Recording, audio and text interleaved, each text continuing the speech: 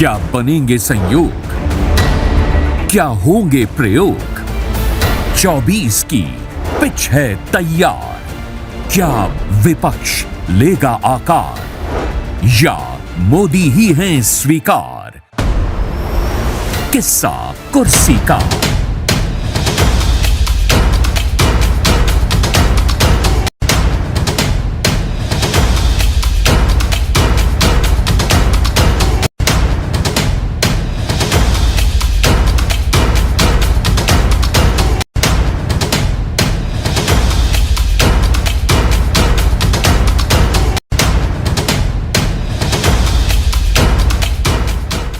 नमस्कार, बिहार 24 सच से सामना देख रहे सभी दर्शकों का अभिनंदन। झंझारपुर के लिए, झंझारपुर के द्वारा और झंझारपुर में यह कार्यक्रम हो रहा है। मैं आपके लिए एक ऐसा कार्यक्रम लेके आया हूं जिसको देखने में आपको बहुत आनंद आएगा। झंझारपुर लोकसभा का चुनाव 7 मई को हो चुका है। सभी अपने अपने मताधिकार का प्रयोग कर चुके हैं। तमाम दावे प्रतिदावे हो रहे हैं। लोग अपने अपने प्रत्याशी के समर्थन में जीत का दावा भी कर रहे हैं और मुख्यतः 10 उम्मीदवार इस चुनाव में खड़े हुए थे। लोकसभा के इस चुनाव में 6 विधानसभा क्षेत्र का यह चुनाव है। 237 मतदान केंद्रों पर लगभग 19,87,000 कुछ मतदाता हैं। उन लोगों ने बड़े शांतिपूर्वक तरीके से अपना मतदान किया। 3 उम्मीदवार बड़ी अच्छी तरीके से चुनाव लड़े थे, जिसमें एक थे रामप्रीत मंडल जो निवर्तमान सांसद भी हैं। वो एनडीए के प्रत्याशी थे, जदयू के टिकट पर तीर छाप से यहाँ लड़ रहे थे। दूसरे महागठबंधन के प्रत्याशी सुमन कुमार महासेठ या सुमन महासेठ कहिए, वो लेडीज पर्स छाप से लड़ रहे थे और वो वीआईपी के प्रत्याशी थे। तीसरे एक अंत समय में बसपा के टिकट पर गुलाब यादव आए। आपको मैं स्पष्ट बता दूं, जो गुलाब यादव महागठबंधन की तरफ से या अन्य किसी मुख्य दलों से टिकट का प्रयास कर रहे थे, अंत समय में कुछ वहां की स्थिति बनी, वो आए बसपा के टिकट पर। तीनों ने अंत समय तक पूरी जोर से चुनाव लड़ा और मैं तीनों चुनाव लड़ने वाले, कैंपेन में रहने वाले तीनों दलों के समर्थक, प्रतिनिधि और जो पदाधिकारी हैं, राजनीतिक कार्यकर्ता हैं, उनको मैं स्टूडियो में आमंत्रित किया हूं। सबसे पहले मैं उन लोगों का परिचय करवाता हूं। सबसे पहले मेरे सामने में बैठे हुए हैं जदयू के जिलाध्यक्ष हैं फूले भंडारी जी, आपका मैं स्वागत करता हूं स्टूडियो में। धन्यवाद। बगल में है हरिराम राय जी, अधिवक्ता हैं, झंझारपुर के जाने माने अधिवक्ता हैं। राजद के पूर्व प्रदेश उपाध्यक्ष ये रह चुके हैं अति पिछड़ा प्रकोष्ठ से। और सबसे बाएं साइड में नीतीश रंजन जी हैं। ये गुलाब यादव जो बसपा के कार्यकर्ता, बसपा के जो प्रत्याशी थे, उनके काफी समर्थक थे। फायर ब्रांड तरीके से पूरे इलेक्शन के कैंपेन को इन्होंने देखा, तो मैंने सोचा कि इनसे भी सही तरीके से बात कर ली जाती है। कार्यक्रम को आगे बढ़ाने से पहले मैं एक मुद्दा बताना चाहता हूं, जो झंझारपुर का सांसद का ताज किसके सर पर होगा, हमें यही टटोलना है। और इसी मुद्दे पर मैं तीनों लोगों से बारी बारी से बात करना चाहता हूं। सभी अपने अपने दावे कर रहे हैं कैंडिडेट के जीतने के, लेकिन दावा का अधिकार क्या है? क्या इस चुनाव में जातीय समीकरण टूट गया? क्या महिलाओं ने एक अलग तरीके से वोटिंग किया? कहां से क्या प्रभावित हो रहा है? रामप्रीत मंडल का काफी विरोध हो रहा था, बावजूद उनको वोटिंग हो रहा है, ऐसा आ रहा है।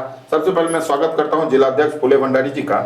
आपके प्रत्याशी, आपने पूरी ताकत झोंकी, पूरी एनडीए के सिस्टम से ताकत झोंकी, रामप्रीत मंडल जी के जीत के प्रति आप कितने आश्वस्त हैं? सबसे पहले मैं आपको धन्यवाद देता हूं। बिहार 24 सच से सामना, आपने इस कार्यक्रम का आयोजन किया। जी जी, धन्यवाद सर। और इस कार्यक्रम में उपस्थित हमारे विभिन्न दलों के जो प्रतिनिधि आए हुए हैं और सम्मानित अतिथि भी उपस्थित हैं, सभी का बहुत बहुत आभार कि उन्होंने इस कार्यक्रम में भाग लिया। यह जो 2024 का चुनाव है वह राष्ट्रीय स्तर का चुनाव है जी। देश में सरकार बनाने का चुनाव है।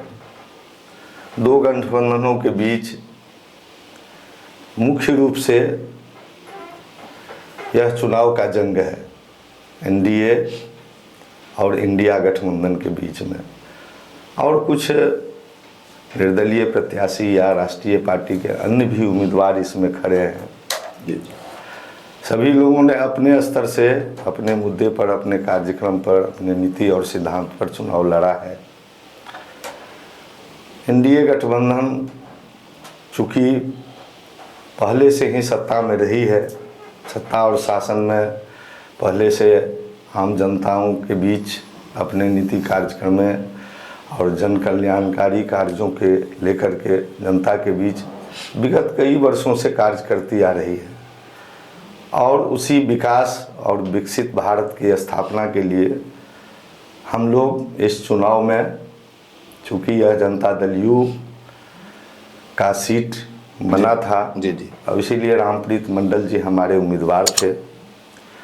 एनडीए गठबंधन के सारे घटक दलों ने अपनी पूरी ताकत से आम मतदाताओं के बीच अपने नीति सिद्धांत और कार्यों को रखा। विकास के मुद्दे पर हम लोगों ने यह चुनाव का संचार किया, लोगों को समझाने का प्रयास किया यह जो गठबंधन है वह समाज के अंतिम व्यक्ति से लेकर के और जिस क्रम में सरकार के द्वारा सभी वर्गों के उत्थान के लिए, चाहे वह पिछड़ा हो, अति पिछड़ा हो, वंचित समाज का लोग हो, सवर्ण में भी जो गरीब तबके के लोग हैं उनको जन कल्याणकारी योजनाओं से जोड़ा जाए। मतलब फुले जी, आप अपने प्रत्याशी के जीत के प्रति आश्वस्त हैं? हाँ, आश्वस्त है। मैं तुरंत फिर आता हूँ। श्रीमान अधिवक्ता हरिराम जी से मैं जानना चाहूँगा, आप महागठबंधन के प्रत्याशी सुमन कुमार महासेठ के जीत के प्रति कितने आश्वस्त हैं आप? देखिए, सबसे पहले मैं आपको बधाई दूंगा जो आपने इस तरह का आयोजन करके हमें अपने चैनल के जरिए मुझे मौका दिया। और जहाँ तक लोकसभा चुनाव 2024 का सवाल है, वह पूरे भारत देश में चुनाव हो रहा है। उस बिहार सहित देश के अन्य सभी राज्यों में ये चुनाव हो रहा है जी। और उसी परिप्रेक्ष्य में 7 तारीख को झंझारपुर लोकसभा चुनाव संपन्न हुआ। सबसे पहले मैं ये कहना चाहूँगा, कोई भी चुनाव हो, चाहे लोकसभा का चुनाव हो, विधानसभा का चुनाव हो या पंचायत स्तर का चुनाव हो, वह मुद्दा और नीति के आधार पर चुनाव लड़ा जाता है। और हमारा राष्ट्रीय स्तर पर इंडिया गठबंधन है और उसके हम घटक दल हैं, हम क्षेत्रीय पार्टी हैं यहाँ। और बिहार में इस पार्टी के नेता राष्ट्रीय अध्यक्ष लालू प्रसाद जी हैं, आश्वस्त हैं और तेजस्वी प्रसाद यादव इस घटक दल का सबसे बड़े प्रतिनिधि के रूप में पूरे बिहार में चुनाव कैंपेन में 7 तारीख से पूर्व तक इन्होंने 109 लोक चुनावी सभा संपन्न किया। और जहाँ तक हम लोग चुनाव में आए तो हम लोगों के मैनिफेस्टो में ये बात स्पष्ट रूप से उल्लेखित है कि बेरोजगारी, स्वास्थ्य, शिक्षा और विकास, ये इन ही मुद्दों के आधार पर हम चुनाव में आए। और ये लड़ाई 10 साल बनाम 17 महीना के बीच खासकर बिहार में हुआ। लेकिन मैं आपको यह बात भी याद दिलाना चाहूँगा, जब 2020 में माननीय मुख्यमंत्री जी ने क्या कहा, जब तेजस्वी जी बोले जो हमारी सरकार बनेगी तो हम 10 लाख बेरोजगारों को नौकरी देंगे और सरकार बनते ही पहला कलम हमारा नौकरी बेरोजगारी खात्मा के रूप में शुरू होगा। तो माननीय मुख्यमंत्री जी ने कहा, अरे ये नौकरी कहाँ से आएगा, पैसा कौन देगा, बाप के घर से लाएगा, जेल से पैसा आएगा। तो इन्होंने माननीय मुख्यमंत्री जी कतई ये दावा नहीं कर सकते हैं जो ये नौकरी जो दी गई है ये हमारा मिशन था और हमारे मिशन के आधार पर ये जो हाल में बहाली हुई और ये हो रही है वह मिशन माननीय मुख्यमंत्री जी का था। इसके लिए इसका श्रेय माननीय तेजस्वी प्रसाद यादव जी को जाता है, जिस बात को जनता इस चुनाव में स्वीकार कर चुकी है। हाँ, हम आते हैं झंझारपुर के परिप्रेक्ष्य में। मतलब आप जीत के प्रति आश्वस्त हैं। 17 महीना जो कार्यकाल था वो और जो राजद का मैनिफेस्टो है, कांग्रेस का जो मैनिफेस्टो है, उसके आधार पर मतलब जीत के प्रति आश्वस्त हैं? बिल्कुल बिल्कुल, इसलिए आश्वस्त हैं कि यहाँ जो हम मुख्यतः 3 उम्मीदवार हम लोग थे जो मतदाताओं के दिलो दिमाग में थे। महागठबंधन, इंडिया गठबंधन के हमारे घटक दल के प्रत्याशी वीआईपी के सुमन कुमार महासेठ जी थे। जदयू से माननीय सांसद रामप्रीत मंडल जी थे और बसपा से ये गुलाब यादव जी थे। तो सबसे पहले किसी भी चुनाव में जाने का से पूर्व आपका कोई न कोई मिशन होगा और माननीय गुलाब यादव जी जिनका सीधा संबंध वो चुनाव जीतने के लिए नहीं, उनका सीधा संबंध किसी, मैं नाम नहीं लेना चाहूँगा, किसी अन्य पार्टियों से था और उनका मिशन यही था कि राष्ट्रीय जनता दल का जो कोर वोटर्स है उसमें अधिकांश वोट को काटो और अगर महागठबंधन का उम्मीदवार अगर यहाँ से चुनाव हारता है तो हमारा मिशन सफल होगा। जिस बात को जनता ने मतदाता ने अस्वीकार कर दिया, नकार दिया और 7 तारीख को जो चुनाव हुआ, हमारा जो कोर वोटिंग है MY समीकरण, उसका 90% वोट जो कास्ट हुआ उसका 90% वोट महागठबंधन के उम्मीदवार के पक्ष में गया।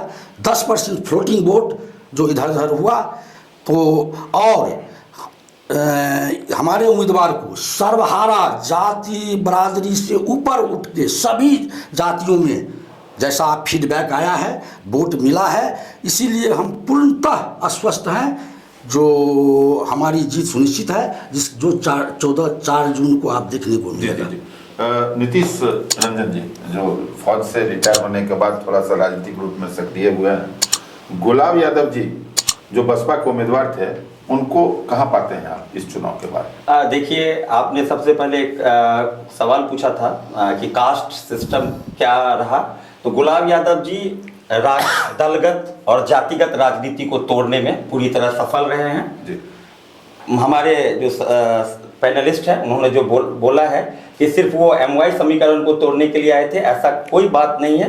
वो सभी वर्ग, सभी जाति और सभी धर्म का वोट उनके पक्ष में गया है, जो उनके लिए बहुत बड़ा शुभ संकेत है।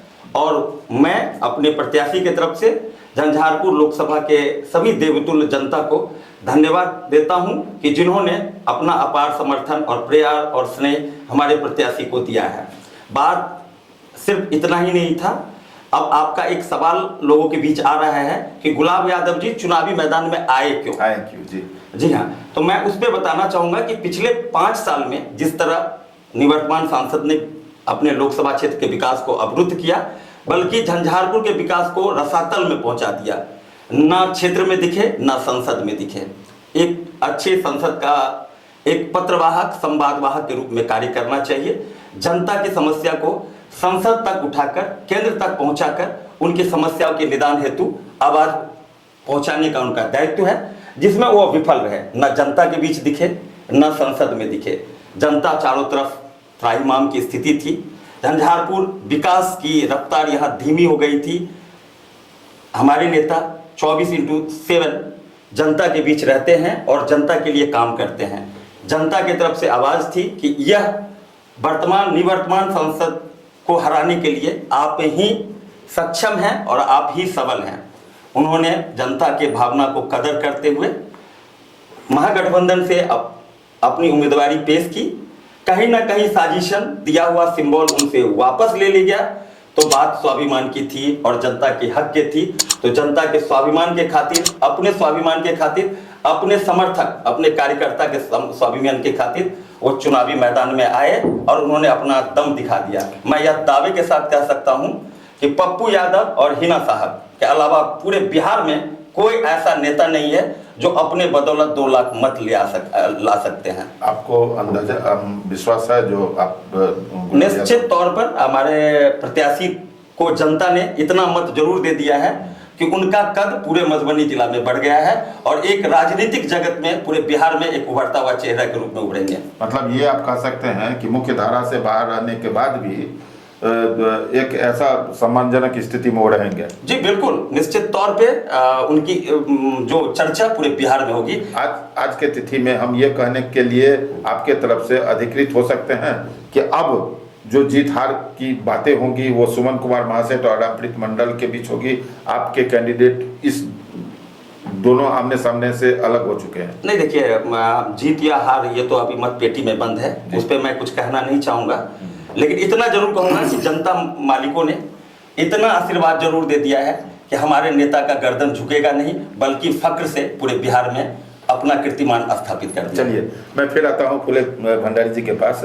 आपके जो उम्मीदवार हैं रामप्रीत मंडल जी, जो सांसद भी रह चुके हैं, हमारी टीम भी जब निकलती थी और अभी नीतीश जी भी बता रहे थे, जनता में कुछ आक्रोश था। आपके जदयू के तमाम जो नेता आए थे उन लोगों ने भी स्वीकार किया था, ऑन मैक भी कुछ जो राष्ट्र स्तर के नेता थे उन्होंने, इसको कैसे झेले आप? उपस्थिति उनकी निश्चित रूप से जनता के बीच कम रही है, लेकिन इसमें कुछ कारण भी है। 2 साल कोरोना में चला गया और चूंकि जनता दल यू राष्ट्रीय पार्टी बनने के लिए प्रयासरत थी, तो मणिपुर के चुनाव में भी उनको वहाँ का प्रभारी बनाया गया था, तो उनका कुछ समय वहाँ भी लगा। और नीतीश रंजन जी ने कहा, जो जनता के बीच तो थे ही नहीं, और लोकसभा में भी उन्होंने अपनी उपस्थिति दर्ज नहीं की। तो मैं इनसे आग्रह करूंगा, जो लोकसभा की उपस्थिति पंजी है उसको मंगा लें, और जो सांसदों की उपस्थिति की एक गरिमा होती है तो उपस्थिति से ही दर्ज होती है, और उनका जो सवाल होता है जनता के प्रति वह निश्चित रूप से ऑन रिकॉर्ड होता है।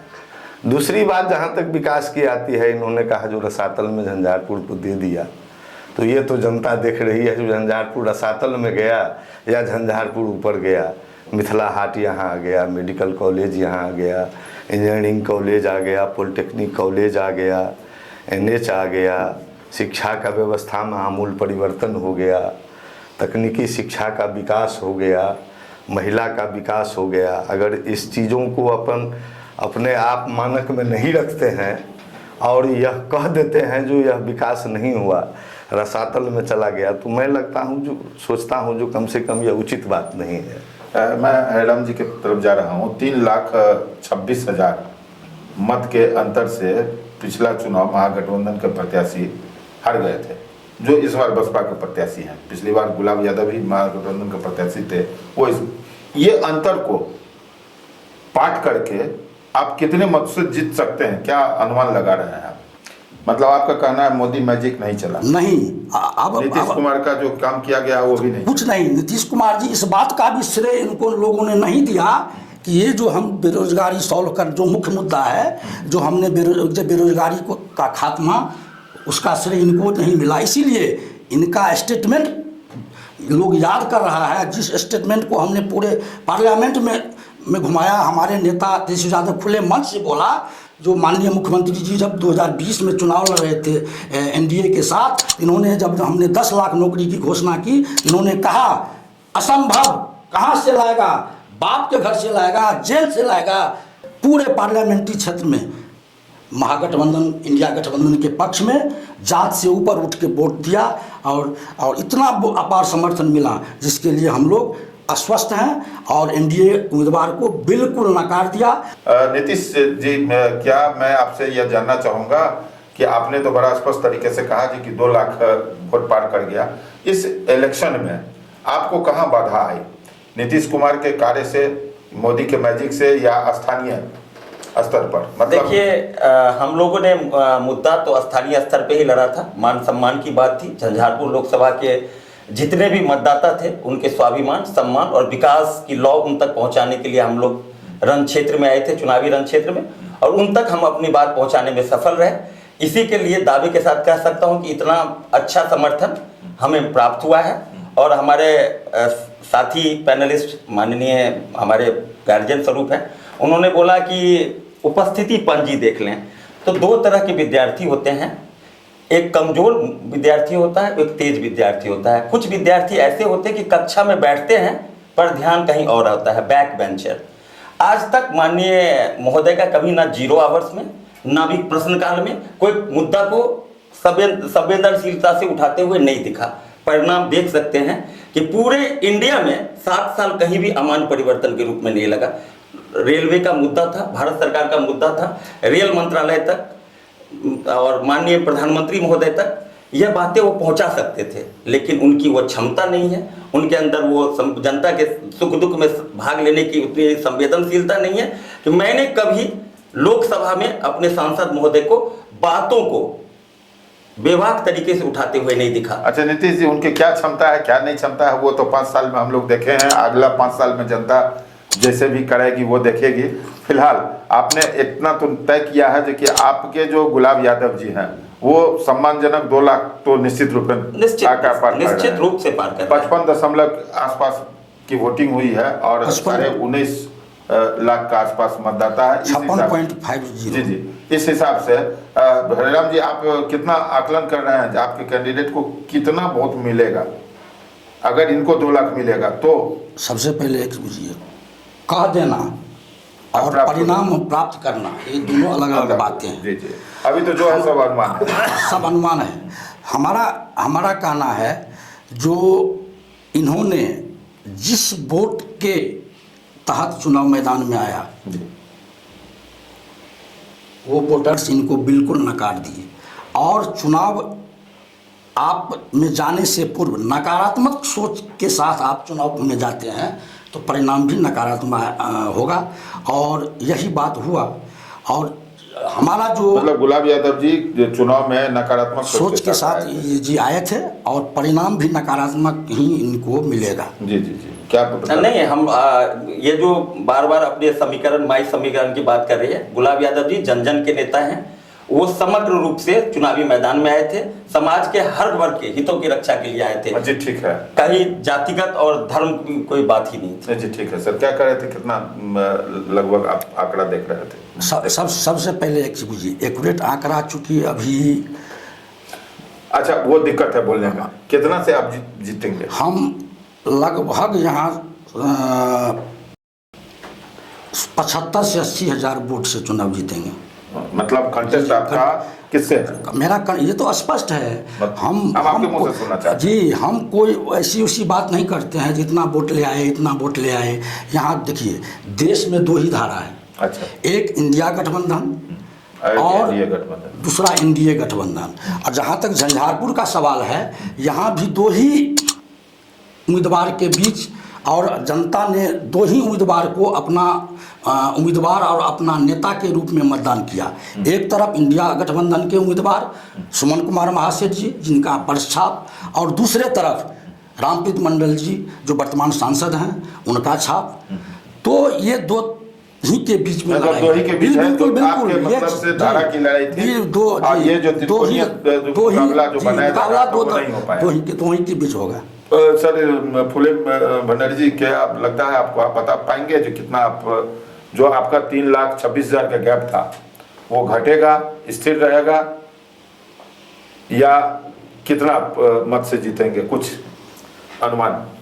देखिए, वो तो पेटी में बंद है ईवीएम में, इसलिए निश्चित रूप से यह नहीं डाटा कहा जा सकता है जो हम इतने वोटों से विजयी हो जाएंगे। ये बता रहे हैं हम 70 के आसपास से जीत रहे हैं, आप कह रहे हैं मेरे कैंडिडेट जीत रहे हैं, वो 2 लाख ला रहे हैं, तो क्या मतलब आप? देखिए, हमारा जीत का अनुमान यह निश्चित है जो हम जीतेंगे। जी जी जी, जैसा ट्रेंड मिला है, जीत सुनिश्चित है। और हम लोग सोच रहे हैं, हम लोगों का जो फीडबैक है, डाटा हम लोगों ने तैयार किया है, उसके अनुसार हम लोगों का 1.5 से 2 लाख का अनुमान है। जो मतलब जीत का अंतर 1.5 लाख से ऊपर और 2 लाख तक की जीत होगी। मैं इस कार्यक्रम को समाप्त करने से पहले ये जानना चाहूंगा कि आप जीत के प्रति एकदम आश्वस्त हैं? बिल्कुल। और ये जरूर है जो कि पहले का जो मार्जिन था 2019 का, उस मार्जिन में आधा मार्जिन कुछ कमी आ सकती है, लगभग 1.5 लाख होगा तो आधा के आसपास चला गया, 1.25 लाख भी आधा के आसपास हो गया। जरा एक लाइन में बताएंगे जी ये कमी कहाँ क्यों हुई? कमी होने का एक कारण है जो आप बताए, जो लोगों के बीच उपस्थिति नहीं थी, लोगों की नाराजगी थी, इसका प्रभाव पड़ा है। इसका प्रभाव पड़ा है आंशिक रूप से। हम लोगों ने उसको दूर करने का प्रयास किया। लेकिन पूर्णतः दूर नहीं कर पाए, इसीलिए नाराजगी के तौर पर मार्जिन कुछ कम होगा, लेकिन यह मैं भी स्वीकार करता हूँ।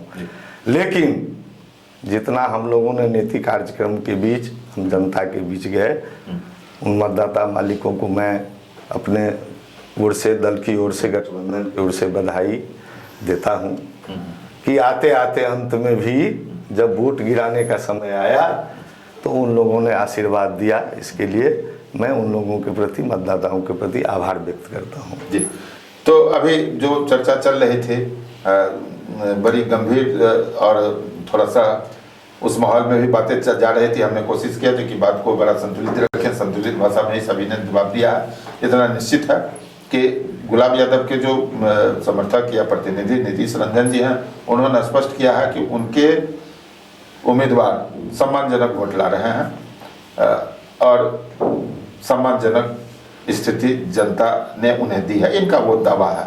फिलहाल जो अन्य दो हैं, महागठबंधन के हैराम जी यहाँ पर आए हुए थे और एनडीए की तरफ से फूले भंडारी जी, दोनों का दावा है कि हम जीत रहे हैं। एक जो महागठबंधन की तरफ से है, उनका अनुमान है कि 70 से 75 हजार के आसपास से मेरी जीत होगी, और जो फूले भंडारी जी हैं उन्होंने इस बात को स्वीकार किया है कि पिछले चुनाव में जितनी मतों से हम जीते थे उससे कमी आएगी, लेकिन लगभग 1.5 लाख, 2.25 लाख के आसपास से जीतेंगे। मतपेटी में ये बंद है कि 4 जून को गिनती होगी। झंझारपुर का ताज किसके सर पर होगा, इसको टटोलने की मैं कोशिश किया हूं, और जो बातें सामने आ रही है, आप हमारे दर्शक इतने बुद्धिमान जरूर हैं कि इन बातों से, ये जो बताए हैं उनसे आप अनुमान लगा लेंगे कि ये ताज किसके सर होगा। और आप अनुमान लगाएं, कुछ भी कहना चाहते हो तो हमारे कमेंट बॉक्स में कहें, हमें प्रोत्साहित करें ताकि मैं स्थानीय स्तर पर भी इस तरह के कार्यक्रम को आपको देता रहूं। स्टूडियो में आने वाले सभी फूले भंडारी जी, हैराम जी और नीतीश रंजन जी को हमारी पूरी टीम की तरफ से बहुत बहुत धन्यवाद।